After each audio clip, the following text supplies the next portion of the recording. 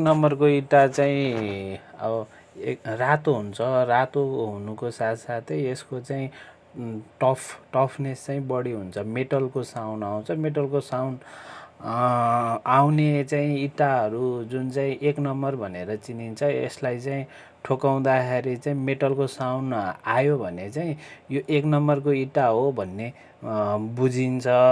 यदि छैन भने चाहिँ पनि अलिक ट्याङ ट्याङ साउन्ड आउँछ होइन। 2 नम्बरमा चाहिँ यस्तो टफ साउन्ड आउँदैन।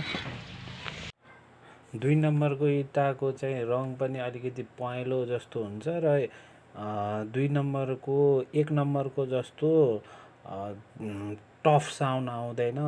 मेटलको जस्तो साउन्ड आउँदैन। यो चाहिँ फ्यास्स हुन्छ र सजिलै फुट्छ।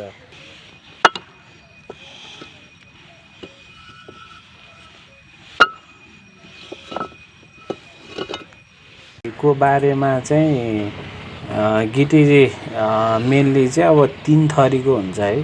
3 थरीको हुन्छ। बेसमेन्टमा जुन फाउन्डेसनमा तपाईँको जग खन्दाखेरि फाउन्डेसनमा राख्ने गिटीको साइज अलि ठुलो हुन्छ। त्यो गिटीको साइज भनेको 20 एमएमदेखि 40 एमएमसम्म, जुन चाहिँ अलि ठुलो नै साइज भयो भने पनि त्यो जगमा चाहिँ कम्प्रेसिभ स्ट्रेन्थ बढी धान्नुपर्ने भएको हुनाले र बेसमा भएको माटोमा हुने भएको भएर चाहिँ त्यसलाई चाहिँ अलिक ठुलो गिटी आउँछ मार्केटमा। तपाईँहरूले चाहिँ जगको फाउन्डेसनको लागि चाहिँ 20 देखि 40 एमएमको गिटीहरू युज गर्नुहोला।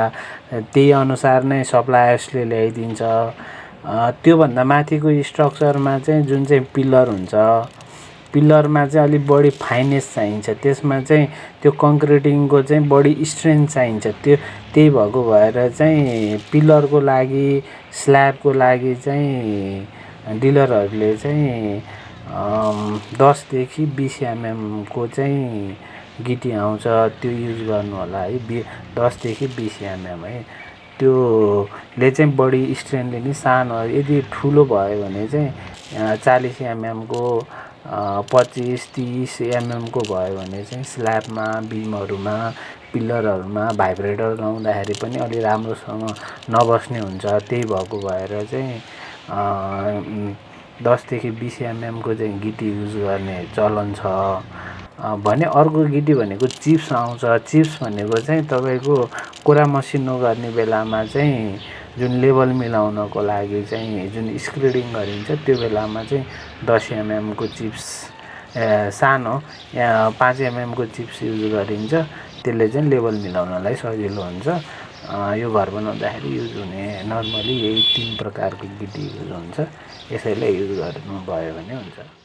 त मेन गरेर 2 थरीको हुन्छ। एउटा चाहिँ जोडाइ बालुवा। जोडाइ बालुवा भनेको गाह्रो लगाउनको लागि र अर्को ढलान बालुवा भन्छ। ढलान बालुवा भनेको चाहिँ अब स्ल्याब ढलानको लागि, बिमको, कोलुम, फाउन्डेसनको ढलानको लागि, सबैको लागि त्यही नै जोडाइ बालुवा नै युज हुन्छ। त्यो जोडाइ बालुवा भनेको चाहिँ खोलामा पखालेको